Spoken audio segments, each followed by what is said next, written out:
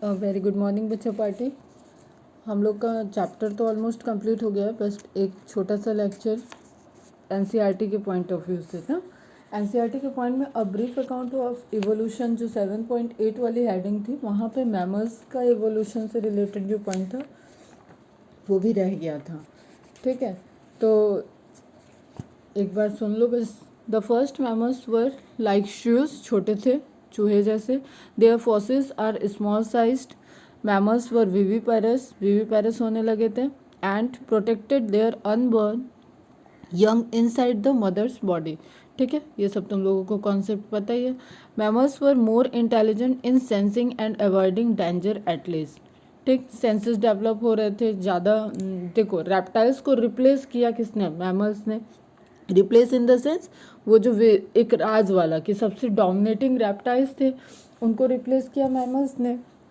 ठीक है, तो अब मैमल्स ने रिप्लेस किया तो उसके कुछ कैरेक्टरिस्टिक्स होंगे, तो जिसमें इंटेलिजेंसी आएगी, सेंसिंग, अवॉइडिंग डेंजर, जो बच सकता है ज़्यादा, जो लड़ सकता है ज़्यादा दिमाग से। ठीक है, अब ऐसा तो है नहीं कि मैमल्स बहुत स्ट्रांग था। ठीक है, मतलब बॉडी से बहुत स्ट्रांग है, साइज़ बहुत ज़्यादा बड़े हों, ऐसे ऐसे फीचर्स नहीं थे, लेकिन ब्रेन ज़्यादा डेवलप था, सेंसिंग कैपेबिलिटी और कैसे बचना है, क्या करना है, उस तरीके के थॉट प्रोसेस और उस तरीके के एक्टिविटी मैमल्स कर सकते थे। When reptiles came down, mammals took over this earth. जैसे जैसे रेप्टाइल कम हो रहे, मतलब मैमल्स अर्थ को ले रहे हैं, अर्थ पे अपना कवरेज कह दो कि आप अर्थ पे पूरा एक अपना डोमिनेटिंग एरा बना रहे हैं। उस टाइम रेप्टाइल कैसे होंगे? रिड्यूस होते जाएंगे। ठीक है, जस्ट जो तुम्हारा डायनासोर और डेजर्ट वाला सारा एडॉप्टेशन और मल्टीपल लोकेशंस, मल्टीपल कंडीशन में ग्रो करने का कैपेबिलिटी रेप्टाइल्स में था और आज भी है। तो उसी तरीके से अभी वहाँ पे जैसे मैमल्स डोमिनेटिंग होता जाएगा तो धीरे धीरे रेप्टाइल्स कम होते जाएंगे। There were in South America mammals resembling horse, hippopotamus, bear, rabbit. ठीक है, due to continental drift when South America joined North America, these animals were overridden by North American fauna. अब कॉन्टिनेंट जो drift और continent मिल रहे हैं, अलग हो रहे हैं, ठीक है, उससे क्या हो रहा है कि उनको environmental location, environmental conditions change हो रही हैं। और जब वो जैसे जैसे क्या लिखा है, साउथ अमेरिका और नॉर्थ अमेरिका। साउथ अमेरिका में there were in South America mammals resembling horse, hippopotamus, bear, rabbit etc due to continental drift. लेकिन साउथ अमेरिका जब ज्वाइंट हो गया नॉर्थ अमेरिका से, this animals were overridden by North American fauna. तो वहाँ क्या होगा, जब कॉन्टिनेंट ज्वाइन कर गए तो वो कैसे करेगा, अब साउथ अमेरिका वाला नॉर्थ अमेरिका की तरफ ग्रो करे, मूव करेगा, माइग्रेट करेगा, और वहाँ के इन्वायरमेंटल कंडीशन में वो उसको एक नया पूरा फौना मिलेगा जिसमें वो ग्रो कर सकता है। ठीक है, तो due to the same continental drift, pouched mammal of Australia survive because of lack of competition from any other mammals. अब ऑस्ट्रेलिया कॉन्टिनेंट का पहले ही हम लोग मार्सुपियल्स वाले एग्जाम्पल में पढ़ चुके हैं कि जो सबसे पहले कॉन्टिनेंटल ड्रिफ्ट हुआ, सबसे अलग चला गया, जहाँ पे यूथोरियंस मैमल्स खुद से इवॉल्व ही नहीं हो पाए। ठीक है, वो क्या था, ऑस्ट्रेलिया। तो वहाँ कोई मैमल्स के बीच में ऐसा यूथोरियन वाला कंपटीशन ही नहीं था। क्लियर। और आज भी ये मानते हैं कि जो वहाँ पे प्रेजेंट हैं वो माइग्रेटरी हैं, न कि वहाँ के खुद के इवॉल्व हुए हैं। क्लियर है? ठीक है, तो लेस्ट नहीं होगा, लास्ट होगा। Last we forget some mammals live wholly in water, whales, dolphin, seals and sea cows are some example. अब हम लोग को पता है, अब ये हम टेरेस्ट्रियल बात कर लें तो एक टेरेस्ट्रियल एवोल्यूशन हो रहा है। अगर हम जैसे वाटर का एटमॉस्फेयर, एक्वाटिक की बात करें तो कुछ ऐसे डेवलप हो गए ना, जैसे व्हेल मछली कितनी डेवलप्ड है साइज से, ठीक है, एक्टिविटी से। और ये डॉल्फिन्स वगैरह, डॉल्फिन की सेंसेस के और सील, डॉल्फिन और सील, इनको तो मतलब ह्यूमन एंटरटेनमेंट के लिए यूज़ किया जाता है, प्रॉपर ट्रेनिंग देके इनके शोज़ होते हैं। ठीक है, they are very responsible, they are very sensible. ठीक है, बहुत तेज होती है इनकी लर्निंग कैपेसिटी। तो एक इवोल्यूशन इस साइड भी दिख रहा है अंडर वाटर वाले इन्वायरमेंट में। ठीक, evolution of horse, elephant, dog, etc।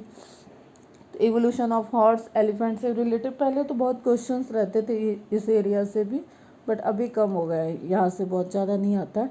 Are special stories of evolution, तो जो हायर स्टडी में एवोल्यूशंस वगैरह को पढ़ते हैं वहाँ पे हॉर्स का रेफरेंस, एलिफेंट का रेफरेंस, और तुम्हारे फिश कैटेगरी का पूरा रेफरेंस, रैबिट वाले कैटेगरी का रेफरेंस, इन सब चीज़ों को भी स्टडी किया जाता है कि इनमें कैसे स्ट्रक्चर इवॉल्व है। जैसे हम लोग ह्यूमन के इवोल्यूशन में कई सारे स्टेज देखे, उसी तरीके से इनके इवोल्यूशन के अलग अलग स्टेजेस को पढ़ते हैं। Clear, you will learn about this in higher classes. देखो लिखा भी है, the most successful story is the evolution of man with language skills and self consciousness. अब इन सारे मैमल्स प्राइमेट्स बने, फिर मैमल्स बने, प्राइमेट्स बने, इसमें जो मोस्ट सक्सेसफुल अगर कहा जाए कि जो एक्चुअली जिसका पूरे अर्थ पे जिसने डोमिनेटिंग राज कर रखा है वो क्या है, वो ह्यूमन बीइंग है। ठीक है, तो सबसे जो सक्सेसफुल स्टडी देखा जाए था वो एवोल्यूशन ऑफ ह्यूमंस है।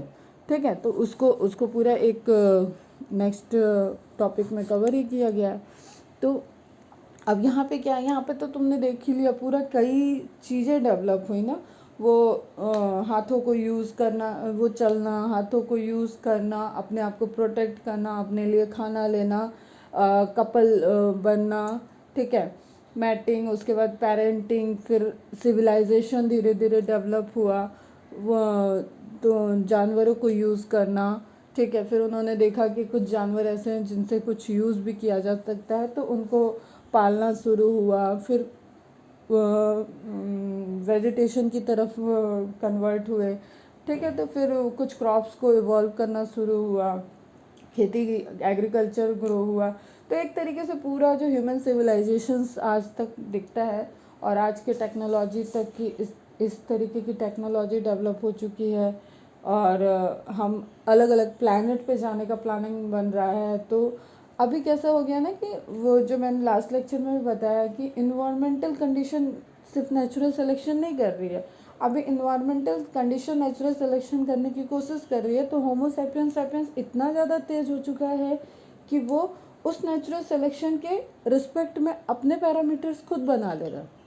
ठीक है, जैसे उसको किसी वेदर के चेंज से कोई फ़र्क पड़ रहा है तो वो उस तरीके से माइग्रेट कर जा रहा है, उसका सॉल्यूशन निकाल ले रहा है। जो भी चैलेंजेस आ रहे हैं उनके सॉल्यूशन है, या कोई नेचुरल डिज़ास्टर है तो उसका प्रिडिक्शन आ जा रहा है। ठीक है, वहाँ से पहले ही एस्केप करा दिया जाता है सबको, पूरी ह्यूमन पॉपुलेशन को अलग करा दिया जा रहा है, मतलब एक लेवल तक बच सकता है। तो इस तरीके की इंटेलिजेंसी जो इवॉल्व हुई वो ह्यूमन पॉपुलेशन में आई। क्लियर, अब तुम लोगों को थोड़ा सा एक सीक्वेंस एलिफेंट का इवोल्यूशन का जस्ट चार्ट, और एक सीक्वेंस सिर्फ नेम वगैरह हॉर्स के इवोल्यूशन से रिलेटेड। ठीक है, तो इवोल्यूशन ऑफ मैमल्स के कुछ इंपॉर्टेंट पॉइंट्स देख लेना। Began evolving 320 million years ago, age of mammals began 70 million years ago, flourished after the extinction of many reptiles. किन रेप्टाइल की बात की जा रही है यहाँ पे, डायनासोरस के जो सारे भाई बंधु थे उनकी बात की जा रही है।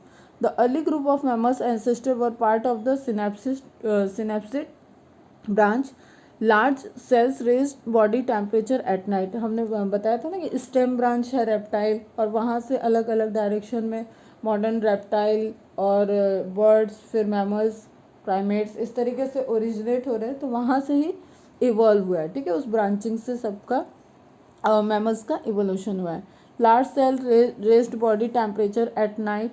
अब लोग ये बॉडी कैसे होने लगी, वार्म ब्लडेड बॉडी होने लगी, तो वो एनवायरमेंटल टेम्परेचर से उसके बॉडी को इफेक्ट नहीं पड़ रहा था।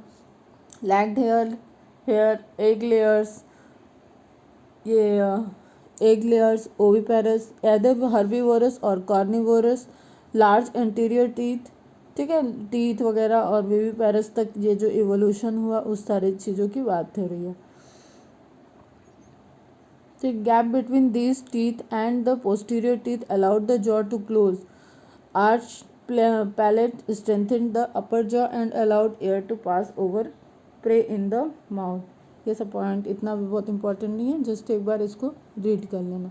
ठीक है, तो sequence of elephant evolution and sequence of horse evolution. ये 5-6 नाम जो दिए हुए हैं ना, इसको याद रखोगे, ठीक है। अफ्रीकन एलिफेंट तक देखोगे, जो एक बार मैंने ये शायद बताया तुम लोग को, सूंड वगैरह कैसे इवॉल्व हो रहे हैं, चेंज दिख रहा है मैमथ से एलिफेंट में पूरा। तो ये एक सीक्वेंस बस नोट डाउन कर लोगे, ठीक है।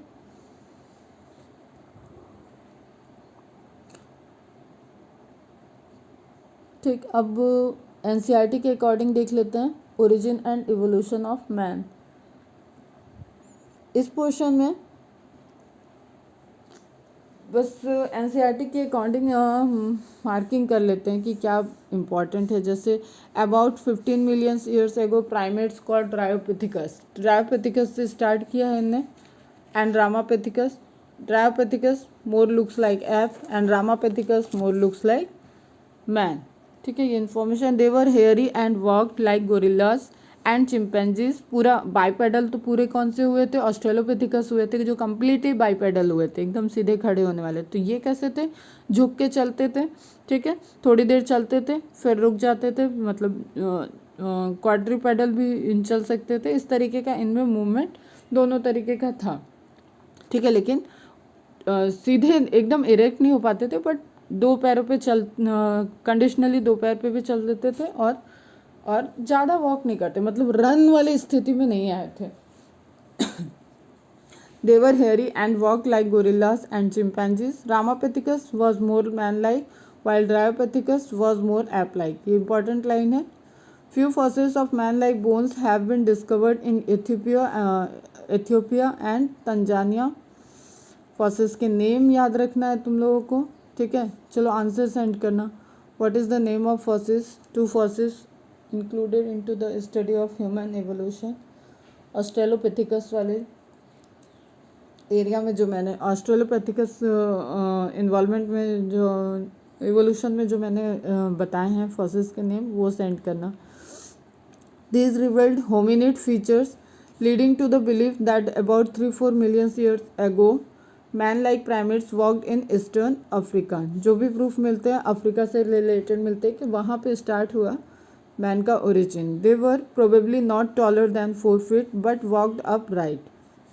4 फीट से ज़्यादा नहीं थे लेकिन चल सकते थे। 2 million year ago australopithecines probably lived in East African grassland. अब ये भी जो भी ये डेटा दिया है ना बेटा, ये आपको बहुत इंपॉर्टेंट डेटा है और ये आप प्रायोरिटी रखोगे, और बाकी तो इन्फॉर्मेशन भर भर के जा चुकी है आपके पास।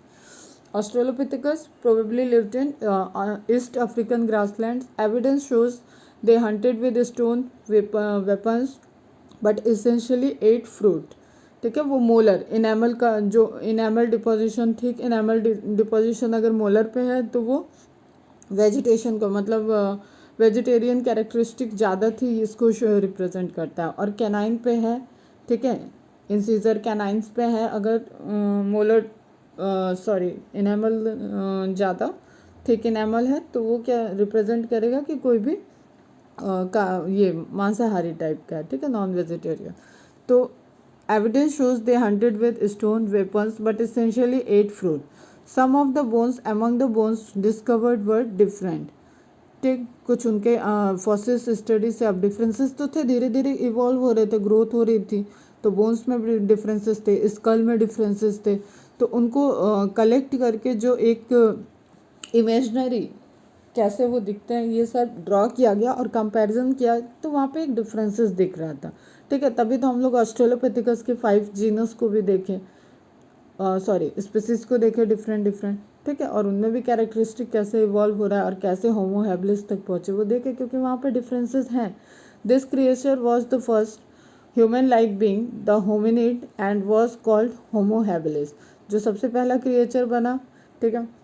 अब हम लोगों ने क्या क्या देखा था, जो सीसी वैल्यूज़ देखी थी ब्रेन की, ठीक है, उनके अंदर क्या क्या एडॉप्टेशन आ रहे थे, क्या क्या चेंजेस आ रहे थे, कौन एकदम खड़ा हो पा रहा था, कौन बहुत दौड़ सकता था। तो होमो हैबिलिस, होमो इरेक्टस, देन हम लोग देख रहे थे निएंडरथल देखे, फिर होमो इरेक्टस में एक पूरा चेन भी देख रहे थे कि वहाँ पे जावा मैन, पैकिंग मैन और हेडलबर्ग मैन इस तरीके से इवॉल्व हो रहे थे। उसके बाद उनसे ही कहीं नियंडरथल का एवोल्यूशन हुआ, या एक थ्योरी ये भी है कि होमो इरेक्टस से डायरेक्ट होमो सेपियंस का एवोल्यूशन हुआ।